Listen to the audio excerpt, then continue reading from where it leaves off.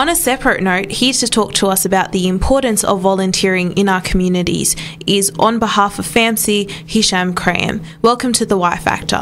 Thank you very much. Hisham, we know Islam is a very communal religion and it focuses on our duties and responsibilities, not just towards ourselves, but also our community and encourages us to act as a part of a community. So would you like to shed some light on this? Yep. So basically within Islam, we have an obligation not only to ourselves, not only to Allah, but also to the community around us, whether it be a Muslim community or a non-Muslim community or a mixed community of both. So within that, we need to ensure that as Muslims, that we participate and that we contribute and volunteer towards the society in efforts which are going to benefit not only ourselves but the society in general. So one such example would be Clean Up Australia Day, and coincidentally it's going to be held this Sunday, the 6th of March at Punchbowl Musalla. It's being run by AIM and FAMSY, 25 to 33 Matthew Street. So if anyone wants to attend, come along. It'll start at 8:30, it'll finish at 12:30. You just need to bring along your gloves, your hat, your sunscreen and shoes. Maybe a water bottle as well. And for more information, you can call 0424 338 385 or just SMS it, or just rock up on the day if you're happy to attend. And what actually happens on the day? Yeah, basically we're going around the Punchbowl area, probably around Punchbowl Park, and just picking up rubbish, fulfilling the hadith of the Prophet ﷺ, where Abu Barza said to the Prophet ﷺ, "O Messenger of Allah, tell me of a deed that will admit me to paradise." And the Prophet ﷺ replied, "Remove anything harmful from the path of people." And that's recorded in Muslim, Ahmad and Ibn Majah. So it's a sahih hadith, and you'll be fulfilling that hadith by attending that day, inshallah. Did you just say we have to bring our gloves? So you're not going to actually provide us with gloves? There will be gloves there, but Thank you. It's preferred if you bring your own. Hisham, obviously this hadith can be taken on a literal level, such as, cleaning up streets. But I think also we can take this hadith metaphorically, to indicate other actions that we should be participating in as a community, so other volunteer activities. Now, as a young person yourself, what are the benefits of participating in volunteer activities? I think, first of all, on a personal level, it serves as a way to develop yourself personally. So it kind of teaches you these aspects of humility, humbleness, especially these smaller deeds, the little ones that we kind of neglect, like picking up rubbish. So you bring yourself down to kind of the worst tasks of society, and able to gain that humbleness. And by gaining that humbleness in front of people, basically, imagine the humbleness you'll gain in front of Allah, when you're in your prayer and whatever else. So that's one side of it. The other side of it is that gives you that confidence, and it gives you the sense of that you're changing something, even though in this case it's only picking up a piece of rubbish, but in other cases it might be doing something else, such as speaking out against injustice or whatever it might be. So being a part of a bigger picture? That's right. These small things, it helps to get that movement started, where we can basically reform society in the sense that we're lacking in moral values, we're lacking in ethics, that we can change that. It's just by these little things that it's going to initiate. Well, I think just thinking back to the Egypt revolution, I think it was a youth movement, and it probably started off with what you're saying, a couple of young people coming together, having a vision, and then developing that vision to the extent that now, countries are following them. So and on the theme of Clean Up Australia, the minute the revolution was over, they were all out there in the streets picking up their own rubbish, to keep it going. But, to me what stands out is that FAMSY's taken on a project that's generally not organised by the Muslim communities. Has any other Muslim community I think there are organisations that actually, for example, do soup drives for the homeless. No, I'm talking about Clean Up Australia. You may find, but I'm not aware of any either. Yeah. See, I think that's really good. I think a lot of us tend to stray from the idea that, like, volunteering, it's not just about volunteering within our Muslim society. If there's any kind of good activity out there that needs people to help out, I think we should be ready and willing to take part in it, because we're not only Muslims, we're also Australian.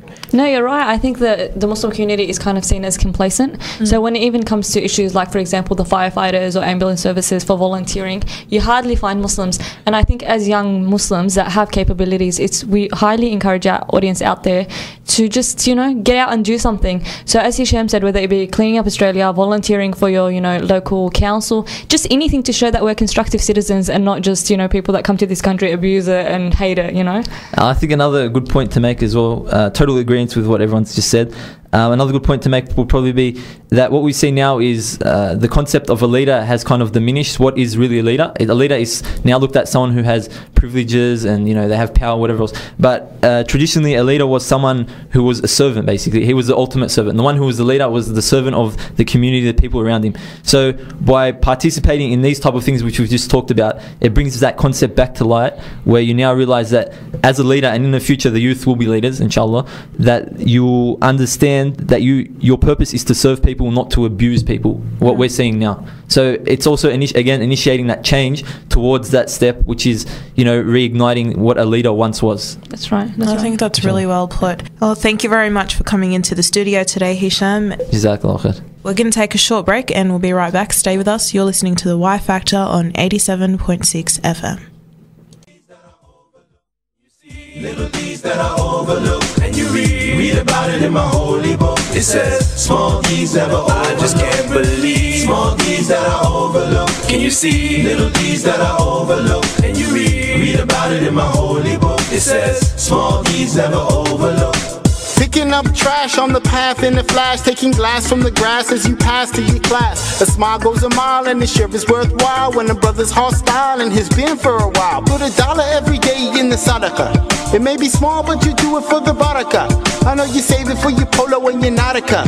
A poor student, but you do it just to please Allah. Things like praying for an ailing brother under the weather, obeying your lovely mother is for the better. Stay and help your baby brother put on a sweater, even saying good to one another when you're together. Advice to another sister about a mister. Your wife always go and kiss her, tell her you miss her. At night do a quiet thicker and pray the with her. Invite a guy who wants to pick her to share a snicker. Grand plans expand in our small little hands, but we overlook demands that you seem like strands. We get jammed on exams when we skip the small things, small baby keys. Come on.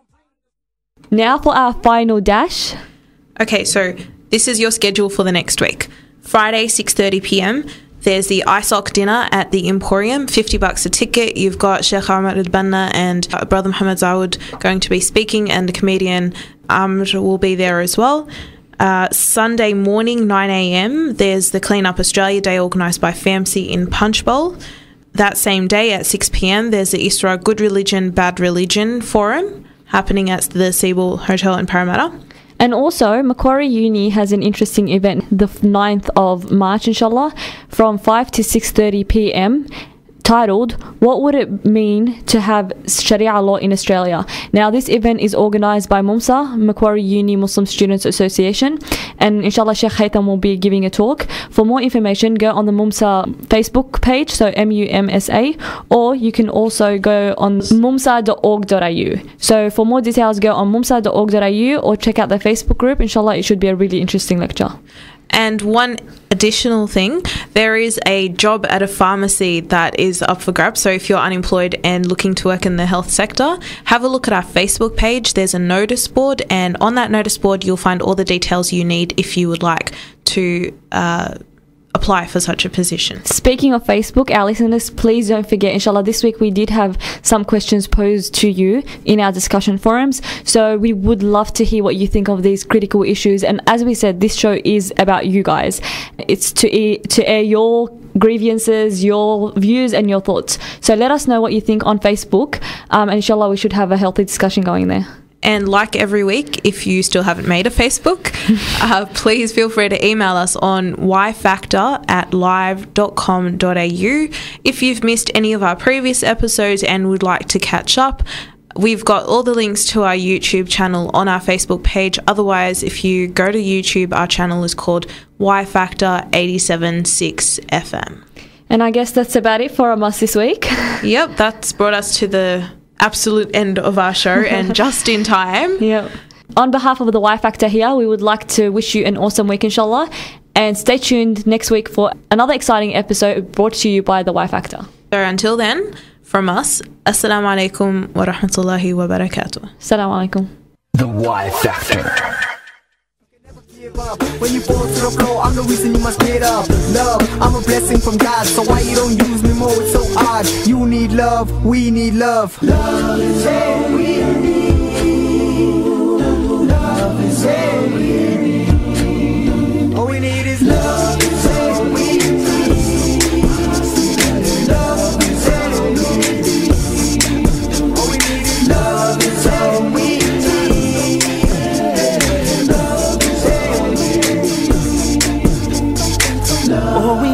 to smile.